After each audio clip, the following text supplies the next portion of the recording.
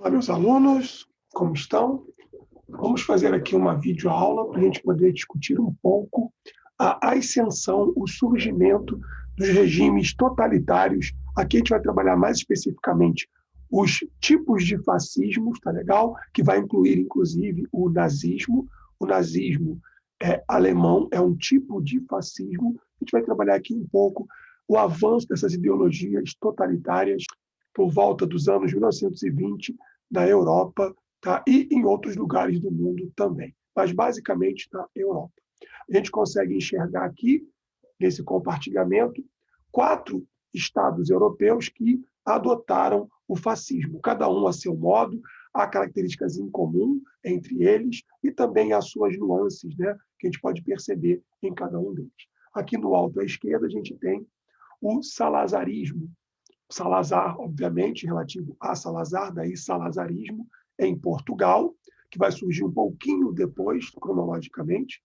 O modelo aqui espanhol, de Francisco Franco, que vai impor uma ditadura de extrema-direita fascista na Espanha, com apoio, obviamente, de Hitler e de Benedito Mussolini. E aí a gente vê aqui embaixo à esquerda Benedito Mussolini, com a bandeira italiana, né, que é o grande pai desses modelos fascistas da Europa, é o grande mentor, ele que vai acabar inspirando os outros, inclusive Adolf Hitler se inspira no próprio Mussolini. Tá? A gente vai ver o modelo de ascensão desse fascismo, mais especificamente hoje dos 4, vamos trabalhar um pouquinho mais de profundidade o caso do fascismo italiano de Benedito Mussolini, tá? Chamado Duce, tá? Aquele que vai ser o líder dos italianos naquele momento, ou pelo menos de boa parte dos italianos. E também, né, como não, o nazismo alemão, que é um tipo de fascismo mais específico, adotado na Alemanha de Adolf Hitler, e claro, né, dos seus pares, seus milhões de seguidores, como foi na Itália, como foi em Portugal, como foi na Espanha, logo depois da grande crise da Primeira Guerra Mundial e também da grande crise econômica que se expandiu, sobretudo com os efeitos da Primeira Guerra Mundial e também com os efeitos da crise de 1929. Então, vamos lá trabalhar com nossos textos, né? Vamos lá. Na década de 1920, o que acontecia? Os Estados Unidos vivia uma grande parcela da sua sociedade, não toda, o que se chamou Anos Felizes, ou American Way of Life, que nós já vimos em outras aulas do nosso canal aqui. Bom, os Estados Unidos foi o país que podemos dizer mais favorecido ao fim da Primeira Guerra Mundial. Já vimos aqui, nenhuma bomba explodiu em território americano na Primeira Guerra Mundial. Isso não vale, por exemplo, para a Segunda Guerra Mundial. Então, o que aconteceu? Ao fim dessa Primeira Guerra Mundial, os Estados Unidos se tornaram os maiores credores de outros países do mundo, inclusive, podemos colocar aí, o Brasil. Porém, as outras economias no mundo não caminhavam tão bem assim.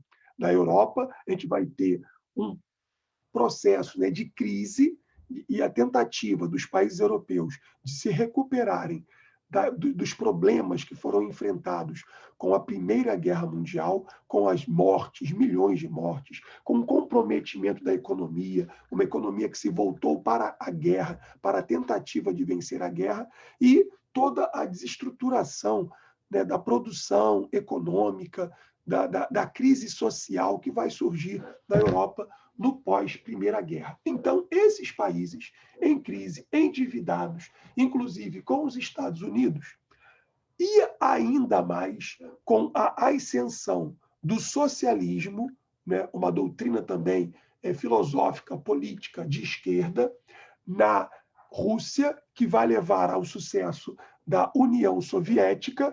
Isso também causava temor, causava medo, até porque boa parte dos operários europeus em outros lugares do mundo estavam aderindo ao socialismo. Tudo isso é visto com muito temor por parte de uma direita, e, sobretudo, da extrema-direita capitalista da Europa e em outros lugares do mundo. eles vão acabar entendendo que o totalitarismo, regimes totalitários, radicais, de extrema-direita, seria uma solução para suprimir as crises dos estados liberais, capitalistas, que não conseguiam resolver o problema, e também o medo que se via, né, do crescimento do socialismo. Na Itália, a gente vai ter a figura de Benedetto Mussolini, que chegou a ser do Partido Socialista Italiano, mas foi expulso do partido, tá, por disenções, problemas internos. Ele foi expulso do partido, e aí ele mesmo vai acabar fundando as suas milícias ligadas a uma extrema-direita e vai tentar centralizar o poder, como nós veremos aqui já já, com uma frase de efeito, inclusive dele, que nós temos aqui. Tudo no Estado, nada contra o Estado, nada fora do Estado. No modelo fascista, né, de extrema-direita da Itália, de Mussolini, e que a gente vai ver se espalhar em outros lugares do mundo, o Estado deve suprimir todas as questões políticas. Não deve haver discussão política na sociedade. O Estado vai resolver. Ele vai tutelar o trabalhador. Ele vai acabar com os conflitos de classes. Não deve haver, no Estado totalitário de extrema-direita, conflitos de classe. O Estado vai resolver com o argumento de que, para o bem de todos os capitalistas, de todos os trabalhadores, de todos os operários, tá? Não deve haver sindicatos, lutas sindicais. O Estado vai controlar e abraçar todos os interesses e suprimir todos os conflitos de classe. Muito bom, sigamos.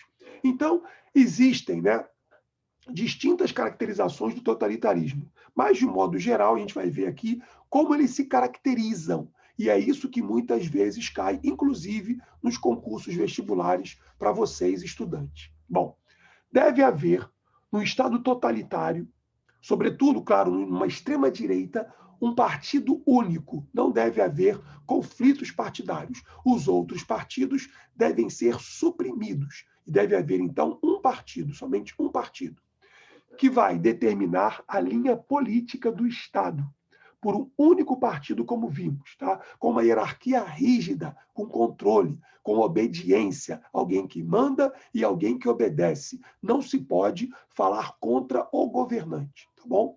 Ou você fecha com o governante, ou você se cala. Se você se coloca contra o governante, poderá e certamente receberá sanções rígidas em função do seu posicionamento contrário ao partido único, conduzido, em geral, por um líder autoritário, quer seja ele, né, Mussolini, Francisco Franco, quer seja Salazar, no caso de Portugal, quer seja Hitler, no caso da Alemanha. Uma ideologia oficial. É muito comum que esses partidos, né, que esses grupos de extrema-direita queiram cercear, proibir que haja, né, um discurso ideológico, mas, no fundo, o que quer se impor é o seu modelo de ideologia, tá bom? Aí, sugiro que vocês procurem, que busquem como Marx interpreta a ideologia, tá? Ele vai dar várias caracterizações da ideologia, e o Marx tem uma visão negativa do que é ideologia.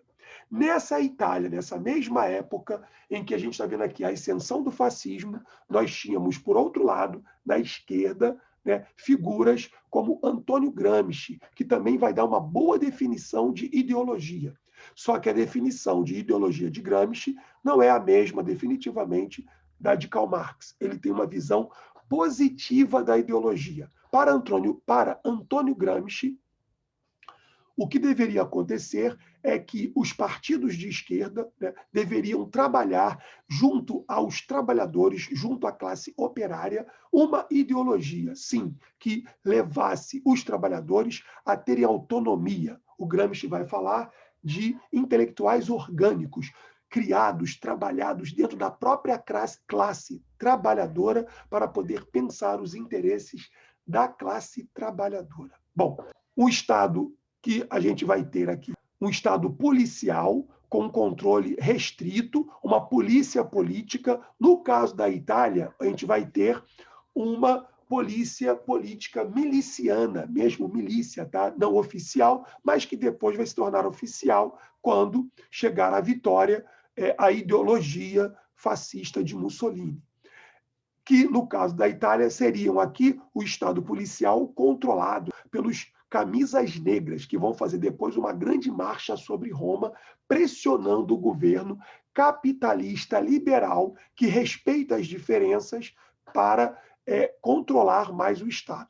Controlando esse Estado liberal, que ele vê também como incompetente, para poder calar os socialistas, eles vão fazer uma marcha sobre Roma, e aí Mussolini vai ser colocado como o primeiro-ministro do governo de Vítor Emanuel. E aí, claro, não tem jeito, o Mussolini vai chegar ao poder de fato. Uma propaganda estatal, então vai ter uma grande propaganda, vai se usar a máquina pública para produzir uma propaganda dessa extrema-direita, claro, né? Sempre que um jornal, por exemplo, faça algum tipo de campanha ou alguma reportagem que vá de encontro, quer dizer, que se choque aos interesses desse Estado fascista, ele vai ser empastelado, ele vai ser fechado. Agora, se ele faz uma propaganda positiva, é claro que ele vai ser, inclusive, abraçado e até financiado pelo próprio governo. E também haverá uma intervenção econômica forte. Tá? Então, aqui não tem um discurso de Estado mínimo, que é um discurso mais neoliberal. O que nós temos aqui numa ideologia fascista é um Estado forte, que controla e que faz com que a economia tenda a funcionar. Claro que de acordo com os interesses do Estado fascista. Né? Na Itália, vai se dizer, inclusive, que os trens só saíam nos seus horários porque Mussolini, com seu braço forte, tinha o controle sobre o Estado. Então, também a gente vai ter aqui a ideia do culto ao líder, no caso aqui, fascista. Bom, o que nós também teremos aqui é uma situação explosiva, mas é importante também que nós falemos um pouquinho antes que muitas vezes, muitos pensadores, alguns estudiosos, sobretudo os mais liberais, eles procuram fazer uma comparação da ideologia autoritária de extrema-direita com uma ideologia que também é uma ideologia de extrema-esquerda. Mas aí há que se fazer algumas comparações, tá? E algumas distinções. No caso de uma ditadura, sim, tá? De extrema esquerda, o que nós teremos é uma ditadura do proletariado, em que o proletariado vai assumir o poder. É isso que se propunha com Lenin, por exemplo, né? Com Leon Trotsky na União Soviética. Não é uma ideia de calar todas as classes trabalhadoras. Pelo contrário, no modelo da esquerda, da extrema esquerda, claro, era que os trabalhadores assumissem esse poder. Se a gente pensar aqui com Gramsci, claro que também esses grupos de trabalhadores formassem os seus intelectuais para que eles viessem a governar a sociedade e os grupos trabalhadores. Claro que ele propõe, sim, uma ditadura sobre a burguesia, tá bom? Mas também vai haver uma ideia de que dentro do Partido Comunista se trabalha assim com a ideia de um partido único, não é mentira isso, mas dentro do partido os trabalhadores têm voz, eles podem apresentar as suas propostas. Porém, uma vez que o grupo majoritariamente definiu um caminho para ser seguido, todo grupo deve trabalhar aquele modelo que foi seguido, tá bom? Sigamos aqui, então, para o nosso modelo de uma situação explosiva dentro do fascismo. O que teria favorecido a ascensão, então, desse fascismo na Europa, em outros lugares do mundo, a partir dos anos 1920? São diversas condições que a gente vai ver aqui, tá? Quais são as condições materiais reais que permitiram essa ascensão fascista? As dificuldades do pós-guerra ao fim da Primeira Guerra Mundial, em 1918, a gente vai ter problemas estruturais também no mundo, materiais. Muita gente passava fome. Sugiro que vocês assistam o filme A Grande Ilusão, que mostra a Primeira Guerra Mundial e os problemas que os homens viviam logo após a Primeira Guerra Mundial. Era comum que pessoas se prostituíssem por pão, em função da fome. Isso faz com que as pessoas desencantadas, desalentadas, acabem admitindo que seria interessante delegar o seu poder, a sua própria liberdade, a um governante autoritário. Vamos lá. Então, essas dificuldades, a gente pode pensar aqui, né, numa necessidade também da reconstrução da Europa. Edifícios, estradas, pontes, toda essa estrutura foi, de certo modo, destruída nos países que se envolveram mais diretamente na guerra. Podemos citar França, Alemanha, na própria Rússia também. A gente vai ter, né, países que foram palco da Grande Guerra. E aí eles vão ser os mais afetados. E sua população vai sofrer muito, né? A própria Itália, etc. Bom, a necessidade de restabelecer a produção industrial, de criar empregos, muitos ficaram desempregados. O próprio Adolf Hitler lutou na Primeira Guerra Mundial. Ele volta da guerra e vai ver a Alemanha com fome, com muita pobreza, e aí aquilo vai ser um espaço fértil diante de tanta crise para que a população admita ceder a sua liberdade, a sua autonomia e entregá-la na mão de um governante autoritário, como nós vimos aqui, tá bom? Hitler, Mussolini, Francisco Franco, tá? E outros mais na Europa. Piłsudski, mais tarde também na Polônia, poderíamos citar ele aqui. Então, criar empregos e saldar as dívidas da guerra. Como saldar as dívidas que esses países tinham, sobretudo com os Estados Unidos? Bom, outro problema aqui foi a crise do capitalismo internacional.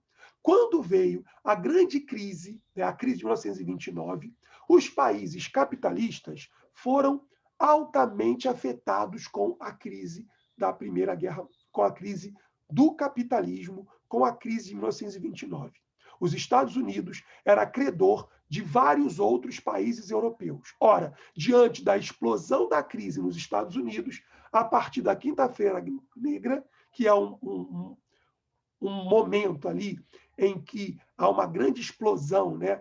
Digamos assim, é um estopim, porque as coisas seriam muito mais complexas. Nós temos em nosso canal outra videoaula que vai falar da crise de 29 e mesmo da recuperação dos Estados Unidos nos anos 1930, com o Estado agindo e buscando tirar o país da grande crise de 1929 e dos seus efeitos, mas na Europa os países também foram todos, né, afetados, uns mais e outros menos, pela crise de 1929. Até porque, quando os Estados Unidos se vê envolvido e mergulhado na crise, ele, enquanto credor dos países europeus, vai cobrar daqueles que são seus devedores.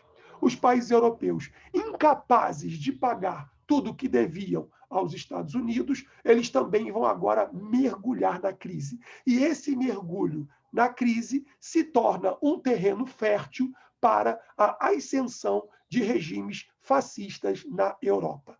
Seguindo, além disso, não podemos negar que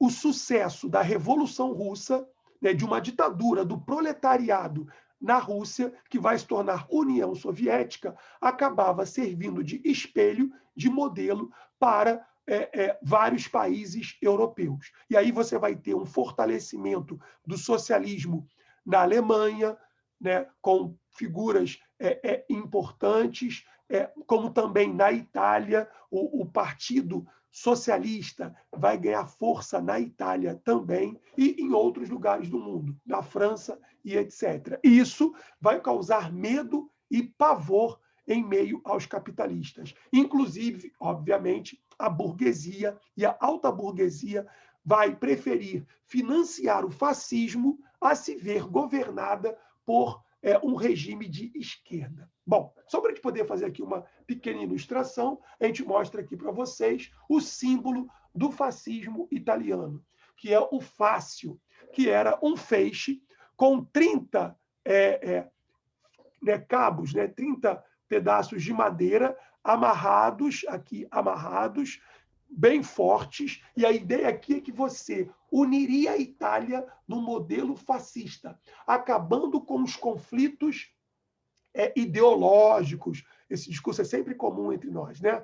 Ele agora está entre nós novamente, retomou, né? Não podemos ter ideologia, mas é óbvio que quem diz que nós não podemos ter ideologia tem a sua e quer impor a sua ideologia sobre nós. Não sejamos inocentes, por favor. Bem, então a ideia do fácil é que se os italianos estivessem juntos, suprimindo a luta de classes, com o Estado forte, o Estado italiano seria imbatível. E aí, o próprio Mussolini vai fazer uma alusão aos tempos áureos da Roma antiga. E ele vai fazer a ideia de Rômulo e Remo, para trazer aqui a ideia da fundação da grande república, do grande império romano. Então, a ideia de fazer uma Itália forte. A Itália que, na Primeira Guerra Mundial, teve promessa dos países da Entente de receber botim de guerra, lucros, vantagens da guerra, e não recebeu. Então, a Itália também se sentiu prejudicada com os próprios acordos do Tratado de Versalhes, de 1929. Tudo isso vai ser um caldeirão que vai favorecer a ascensão de um ditador, né, fascista de extrema-direita como Benedito Mussolini.